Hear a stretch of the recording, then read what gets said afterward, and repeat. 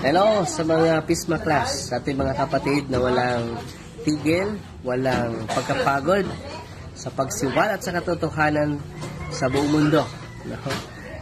Sa daily reflection ninyo sa Ebanghelyo patuloy, kahit isa lang ang makikinig, maganda na yan. Dahil sabi ni Kristo, pagitan ni Apostol Pablo, bahagi ninyo yung natutunan ninyo. At sa pagbahagi ninyo sa natutunan ninyo, mailigtas nyo yung sarili ninyo, pati na ang inyong nakikinig. So, maganda yan. 1 Timoteo chapter 4 verse 16. So, patuloy kayo, be inspired with the Holy Spirit, and receive always the grace of God. Because the grace of God can empower us. Amen. Fight, Maria. Attack safety with a humble heart. Hello, mapagpalang oras po sa ating lahat at nandito na naman tayo sa ating munting tahanan sa YouTube at sa Facebook, ang ating PESMA Plus at sa last day of the year of our Lord 2023. At ito ay New Year's Eve. At sa pagkakataon na ito, ipupunta tayo kay na PESMA Romel, Jeret Emrevilla Natalio, sa kanilang pag-volunteer sa Southern Israel, malapit na sa border nito ng Gaza Strip. Ito'y ilang linggo o halos 3 buwan pagkatapos nangyari ang pagpasok ng Hamas at ang pagsimula ng digmaan at ng pagsali rin ng mga kalaban ng Israel sa northern border nito. Habang dumadaan sa pagsubok ng terorismo at digmaan ang banal na lupa ng Israel, ang kaligtasan ng ating mga kasamahan, ng ating mga kapesma, ng mga OFW, at ng kabuuan ng Holy Land ay nasa panganib. At sa mga nag-aalala at nababalisa sa kanilang mga mahal sa buhay diyan sa Pilipinas. So punta tayo kay Pesma Romel. Go ahead, Pesma Romel. At idagdag ko lang po, papuri sa Diyos na noong linggo ng buong araw nandoon po tayo sa Netibot, sa Kiryat Asa, at tumulong tayo sa mga farmers doon sa Pardes Alumim, no? So itong Kiryat Asa at saka Netibot, ito pong dinaanan namin, kung di ako nagkakamali, yung mga sinilaban na mga kutse ng mga Palestino ay doon nila tinambak yata, no? At doon, no? Habang nag-harvest po kami ng grapefruit, ay panay paputok na ating mga IDF rito, no? Sabi nga ng mga kasama ko, sabi, huwag niyong ubusin kasi mamayang gabi pa yung New Year, no? Kasi 31 yung linggo, paputok sila ng paputok at naipasa ko dyan yung yung mga picture natin sa Tangkiligera, no? Masaya yung ating mga kapatid ritong mga IDF nakita at nalaman na tayo'y handa magtulong kahit sa mga farmers po nila, dahil isipin mo sa laking mga puno at mga prutas ay walang mag-harvest, no? Maraming mga doon, mga Israeli din na nagbo-volunteer na mag-harvest, pero hindi kaya. Kailangan doon mga araw-araw dapat hindi bababa sa 100 tao ang mag-harvest, no? So, napakalawak at sayang talaga. Dahil walang umuwi na yung ating mga Pilipino rito, agriculturist, no? At mga Thailandese, umuwi na. Ilan lang yon doon, no? Huwag po natin kalimutan na ang lugar na ito ay halos na sa border na talaga, sa southwest border na ng Israel at ng Gaza, at sa mga lugar kung saan ang mga kibbutz o ang mga communities ay pinasok at pinagpapatay at dinukot ang mga naninirahan doong Hudyo at mga foreigner na mga manggagawa nila. Dahil dito, nagsiuwian ng mga workers sa farm fields at ngayon ay halos wala nang makuhang trabahante. Hinog na ang mga prutas at masisira lamang ang mga ito pag hindi na-harvest. Kaya nag-request ang mga NGO ng mga volunteers para hindi naman masayang ang mga agricultural produce na ito. At tumugon naman ang ating mga kababayan at mga kasama sa ating pananampalatayang tumulong dito despite ng risks involved. Kaya, hats off po at thank you po. Thank you so much sa mga volunteers, lalong-lalo na ang mga Katolikong Pilipino sa Israel. We are so proud of you. Shalom. Boker tov. Maslomki. So mga pisma, magandang mapagpalang oras po. Nandito po tayo sa thank you po. Ito po yung binigay, muffins pala, salamat. Mga pisma, sa araw na ito, linggo, last day po ng 2023. Pasalamatan po natin ang Panginoon. Kami po ay pupunta sa isang farm po sa South. At ito po ay nasa Abugos pa po tayo, Abugos. Malapit din dito ang Emmaus, So ito po, nasa bus po kami ngayon at pupunta sa mga farm, para tumulong sa mga kapatid po nating mga Israeli, mga Hudyo, puntang South.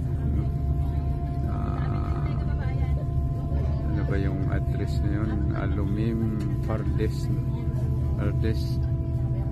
Alumim, Israel. So part pa to po ito ng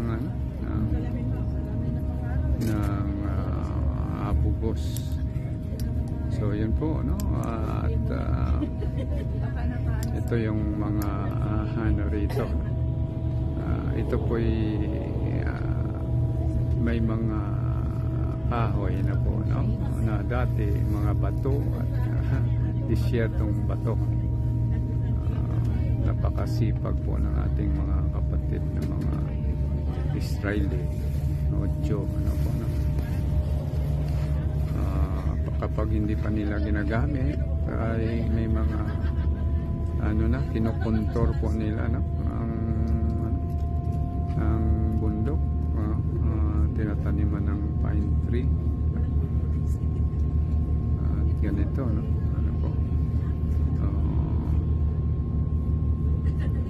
nasa tunnel po kami dito, tunnel dahil may overpass taas. Oh wow, salamat. So pine trees po habang wala pang building, okay, so katatapos lang po ng Holy Rosary, pinamunuan po ng ating buting pare, Reverend Father Maki Tobias CP, Passionist. So ito po, malamig sa araw na ito, walang snow.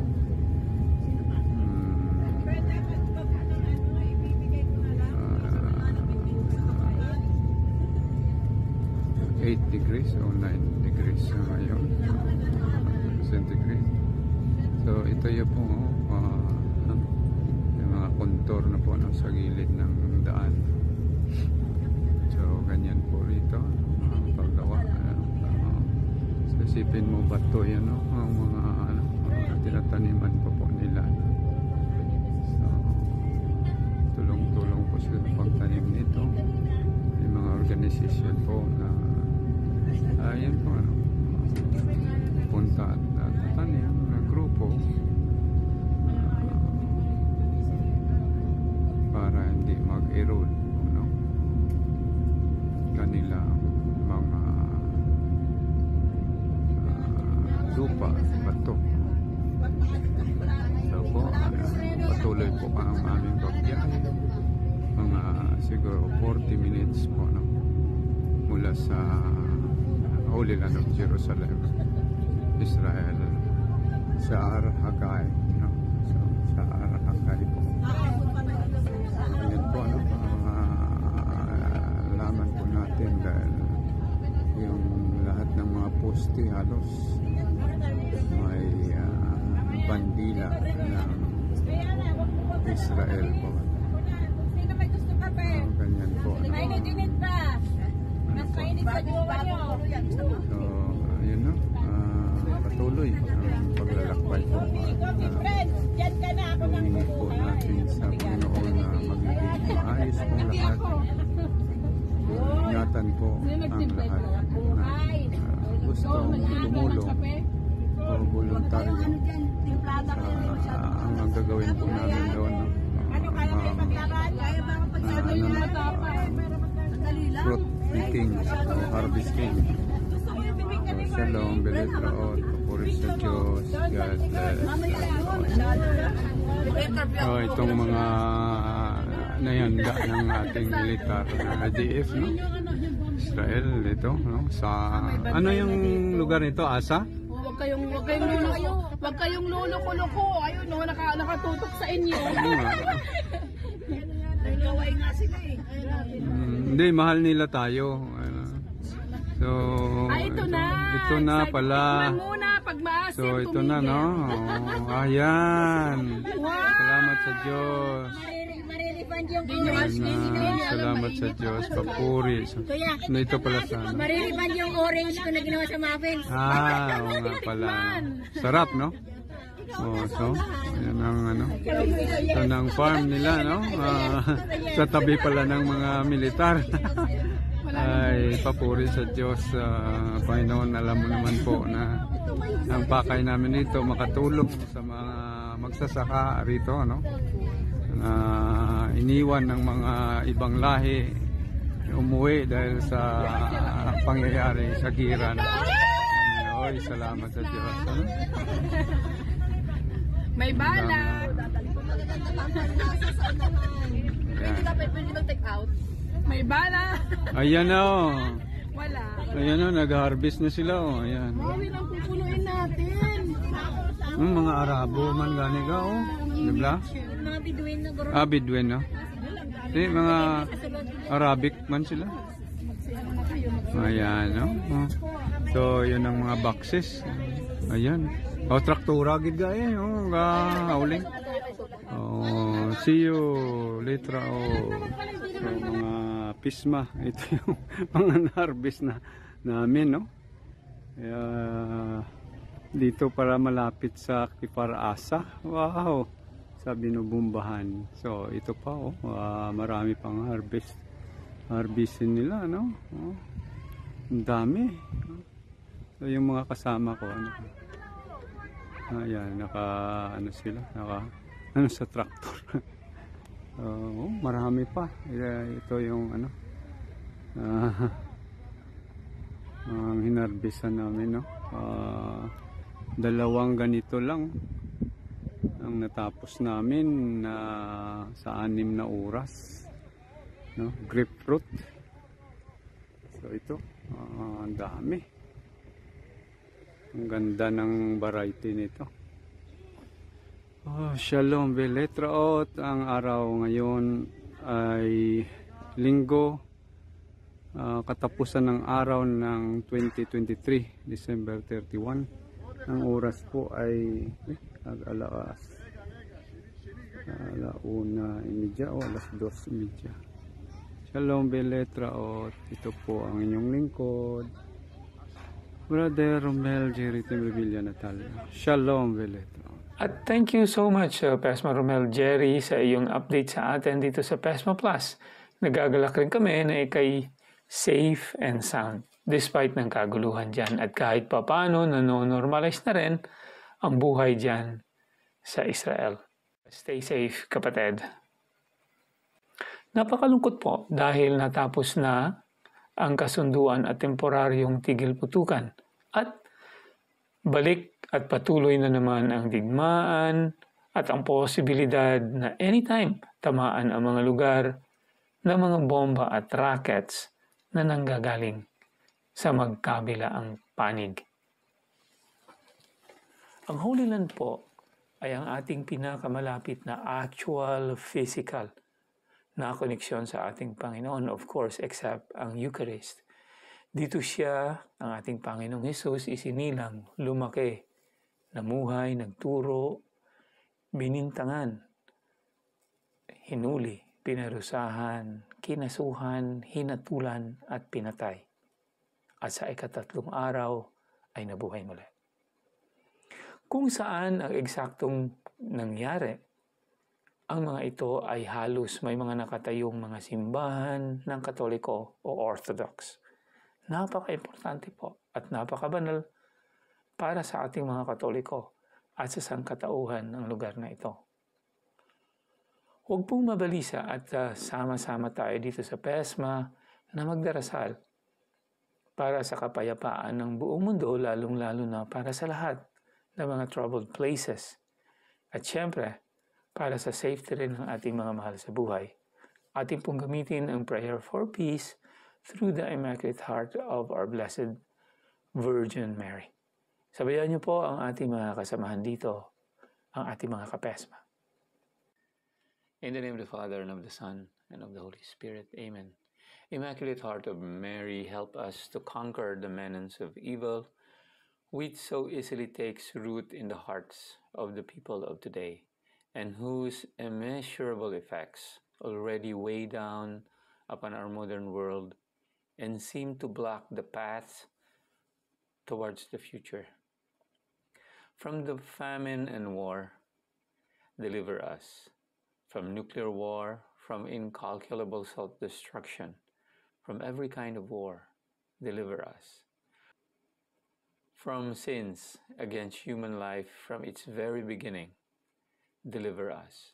From hatred and from the demeaning of the dignity of children of God, deliver us. From every kind of injustice in the life of society, both national and international, deliver us. From readiness to trample on the commandments of God, deliver us. From attempts to stifle in human hearts the very truth of God, deliver us. From the loss of awareness of good and evil, deliver us. From sin against the Holy Spirit, deliver us. Accept, O Mother of Christ, this cry laden with sufferings of all individual human beings, laden with the sufferings of the whole societies.